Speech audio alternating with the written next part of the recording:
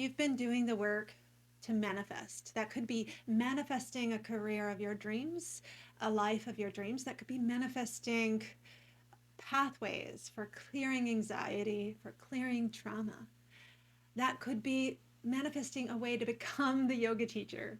There's so many things that you could be wanting and building for your life right now. And you've been using affirmations, vision boards, all kinds of morning routines, evening routines, and it's still not moving. The love, the healing, the peace, the money, it's just at your fingertips. And what if the block is not a mindset issue? The block is a heart-mind issue. This is Heartmind with Holly. Thank you for joining me for a practice episode on forgiveness. And I believe forgiveness is one of the key aspects missing when we're talking about manifestation. It actually is in many manifestation guru courses, from what I know, but it's missing some steps and it really needs a lot more time to go through. And I've been teaching forgiveness and in this particular way through yoga and yoga philosophy for a decade now. And I'm so excited to start to culminate this into a real tangible method for people to start to know what forgiveness feels like, tastes like. I've given talks, I've done workshops, and I meet people all over the world that don't even know what it quite means. What does forgiveness mean? So for me, forgiveness is a practice. But I did do a theory episode on this last week, or the last episode. So if you just go to the previous episode, I talk a little bit more about it in theory. It is important for today's episode because it kind of lays the groundwork. But I'm going to give it back to you here in a nutshell. If you want to go deeper, go back to that episode. In a nutshell, your body needs to feel safe in order for your heart and your mind to forgive. If it's bracing, it's not going to be able to forgive. So this is a process that we're about to go through for you to unravel your mind into a state of forgiveness. And it's something that we have to practice, in my opinion, every day. So the money blocks, the love blocks, the creation of a career or creative act, those blocks aren't built only by beliefs and not even primarily or first. Your body needs to be able to receive first, and there's something blocking the receptivity in your heart mind. To recap, there are 6 directions in which forgiveness can travel in your heart, in the heart chakra or vital center. And this is called also the anahata, which is your innocence.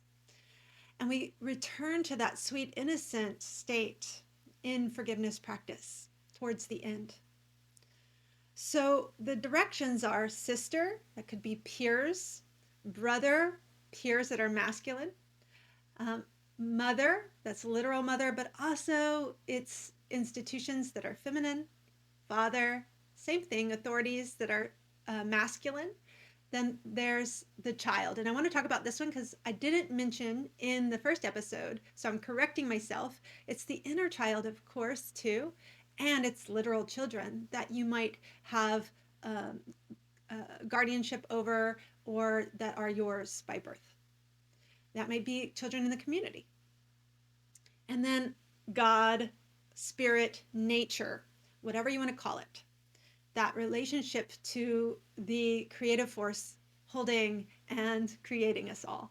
So those are the directions. And then in the center, connected to all those relationships, is your own mind.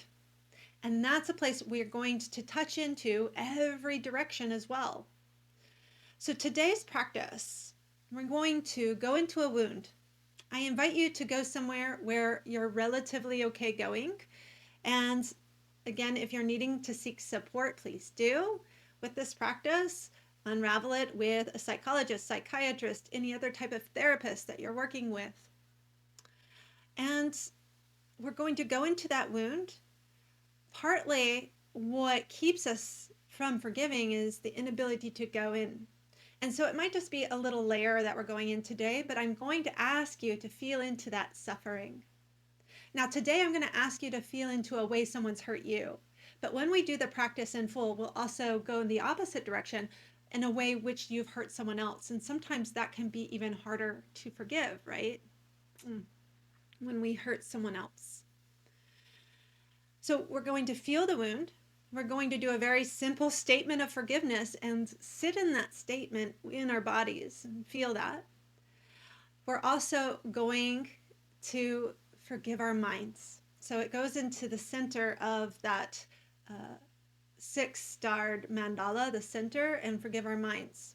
Some parts of these might feel resistant, like I don't have to forgive my mind. It's a little bit ego, but also just allow yourself to see what comes up. It doesn't mean it has to be wholly true, but you're just seeing what maybe shakes and what maybe starts to unravel. And then finally, we're going to do loving kindness meditation within a posture. And I'll guide you through that. We are also going to use a marma point when we do this. So marma points are vulnerable points in which prana can travel in and out of your body. And it's a vulnerable point where we can meet those vulnerable states of ourselves. So the marma point today is just going to be right in the heart chakra. If you go right below your collarbones, that U shape there, and you put your index finger, either hand, index finger, right under that so that it's meeting the very base of that, and then the middle finger next to that. So it's 2 fingers below, and then just feel into the center of your sternum at that point, if you can. And if it's not exact, it's okay, but that's what we're going for. And there's an acupressure point, you could think of it like that, marma points, and you're just going to kind of tap into it, maybe circle into it. Can you feel a little zing, I like to say? And if you can, that's the point. And you might, like, I don't feel it a little higher and I don't feel it a little lower, but it might take some time to find that for yourself. We're going to come to that for our love and kindness meditation. So I'm going to set you up into a posture for this. Take your time. We're going to come into a traditional posture for yoga, the reclined fish. But if that's just not right for you for many reasons, maybe spinal, maybe it's something with your nervous system, blood pressure, anything like that, you don't have to use the bolster. You can just remove it and lay flat. Sometimes I have people that even can't do that because they're really dizzy that day for whatever reason. So you can do this seated up. That's fine. Find what you can do. If you know you need a little support with the bolster coming up, a block under your head, please do that. Or you could use a book if you don't have a block. So setting yourself up, you might need to pause the video. And then having a little space between the buttocks and the bolster. The closer the bolster is to your back, the more of a back bend it is, and the more you might feel it in your low back. And we don't really want to feel it in our low back today. We want to feel it in our chest. Okay, so feel this out. Take your time. Again, if you need to pause the video, pause the video. I'm going to take a moment now as you get set up to say, if this is already resonating with you, you can sense that I have an idea of this process and that you're really needing this process. Go through the practice, of course, and then below is a mini course on forgiveness where I'm going to go even more specific and direct in each direction. If this is sounding like work that could really free you, make you feel a sense of peace and a big step closer to that manifestation, then look at this course. Before you come down, I'm going to invite you to choose a person. Now, when we do it in the mini course, we choose a person and we journal a little bit beforehand, and we have a little bit more fodder to go into the meditation. But since this is just a little taste, and we're going to go a little bit softer in the practice, a little shorter in the practice, I'm just going to invite you to think of that person, one person in one of those directions. I'll remind you, sister or a female peer, brother or a masculine peer, mother or a feminine authority figure, institution, father or a masculine institution, masculine authority figure, the child, your inner child or a child, and then God, spirit, nature. Go in one of those directions. And if you need to, again, pause and take a moment, please do. And then let's go down. Now it's up to you with your low back. You could keep the knees bent. You could have the legs long. This might be also dependent on your hips. You could go out with the butterfly like I originally said. But there's lots of expressions there. And again, we don't want the hip opening to take away from breathing into the diaphragm, breathing into the chest. So if you find a lot of dominant kind of sensations in the hips this way, bring them back up. You can place your hands anywhere that it's comfortable on your body, or if you'd rather go out, go out. But sometimes it can be a little more nurturing. I've got you kind of sense with your hands on the body. And then closing the eyes or keeping the gaze soft, you could be looking up at the ceiling softly. Just going to invite you to bring the essence of that person to your mind. And without trying to defend yourself, without trying to explain it or prove it, I'm going to invite you to feel into the wound that this person caused, the hurt. And can you get to the very heart of that hurt? What hurts so much about it? And again, the mind might want to defend or it might resist, but see if you can breathe into that and take a moment.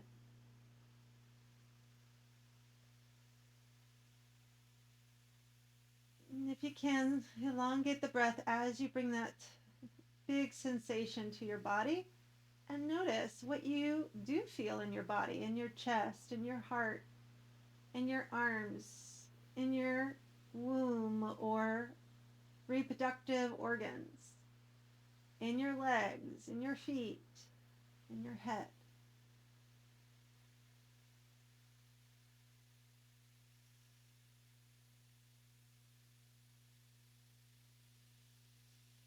Notice what happens to your breath. Does it quicken? Does it halt? Does it hold in a certain place? And see if you can start to, with your sweet, sweet intention of clearing and forgiving, can you start to breathe and allow yourself to feel the hurt? Allow yourself to feel the cost of that wound.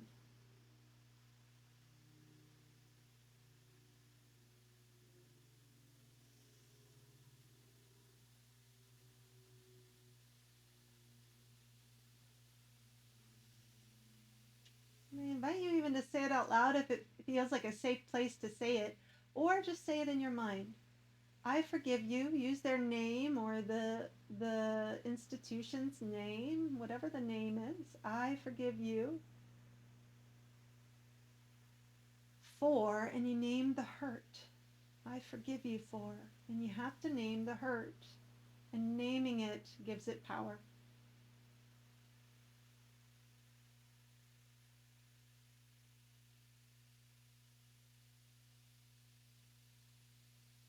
And maybe this starts a stream of consciousness. Maybe there's just one statement, but stay in it for another moment. I forgive you for, say their name, and say the hurt.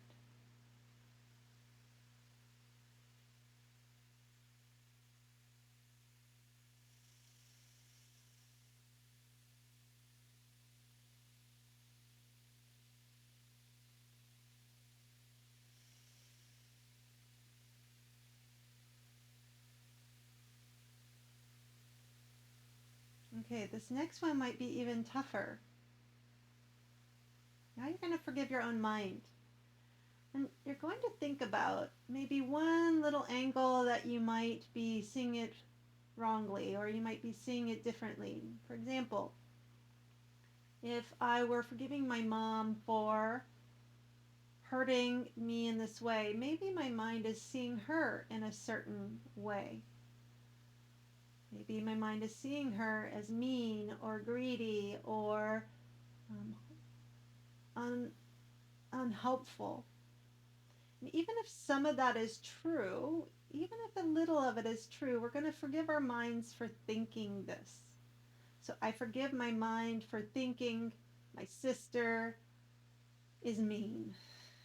I forgive my mind for thinking that XYZ is, and then you're naming the hurt, but in a perspective that is the most maybe negative.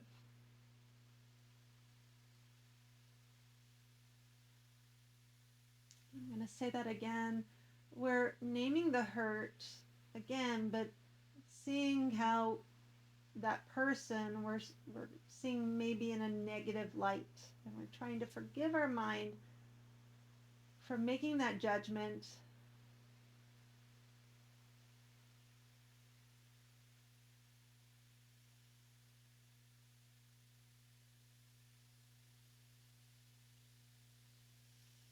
This is not to gaslight you, it's just to soften the judgments. Not that it's not true, parts of it, but we're trying to soften the acidity of it.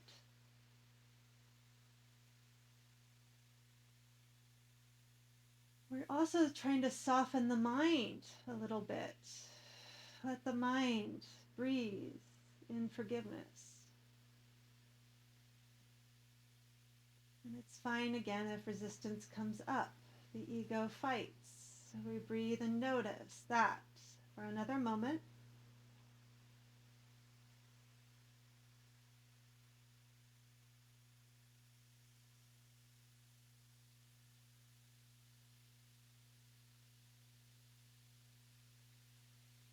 Now, here's where we use the marma point. Come up into the marma point and feel that point right underneath the collarbones in the middle of the sacrum. See if you can find it. It might take you a moment again to find. And you're going to either do circles, pulse, or just have a soft, gentle pressure on there.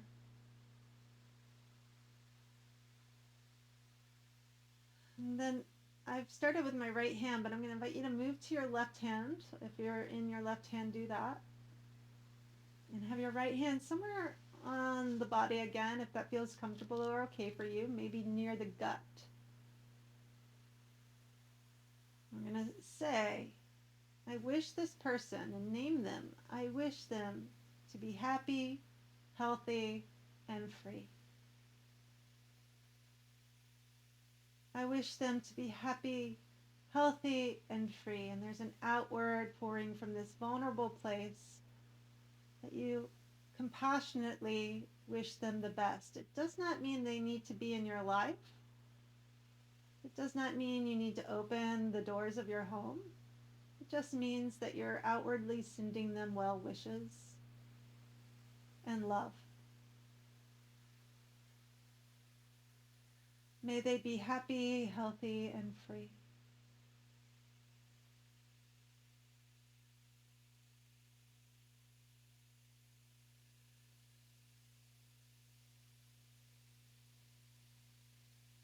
And now do the same for yourself. This is really important. May I be happy, healthy, and free. In my heart mind, may I be happy, healthy, and free. Can you bathe in that love for yourself, your own mind and heart and body? Now that we've broken some of the burden and some of the barriers, the wounds that have been guarded of your heart, now that you're in your heart a little bit more, breathe in your own well-wishing and love for yourself. 3 more breaths.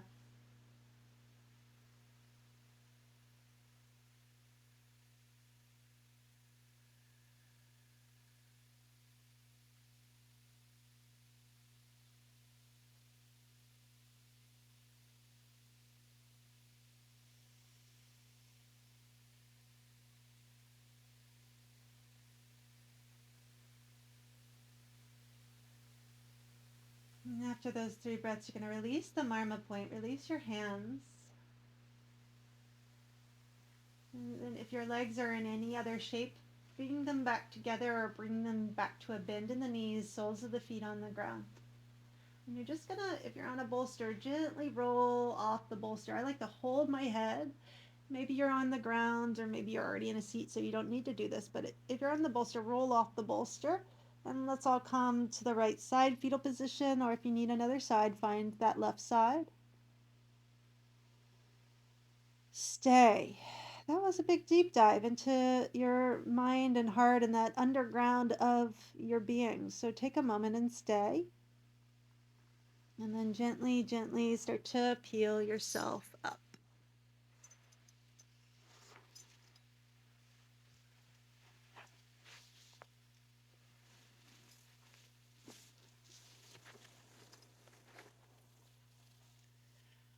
Okay.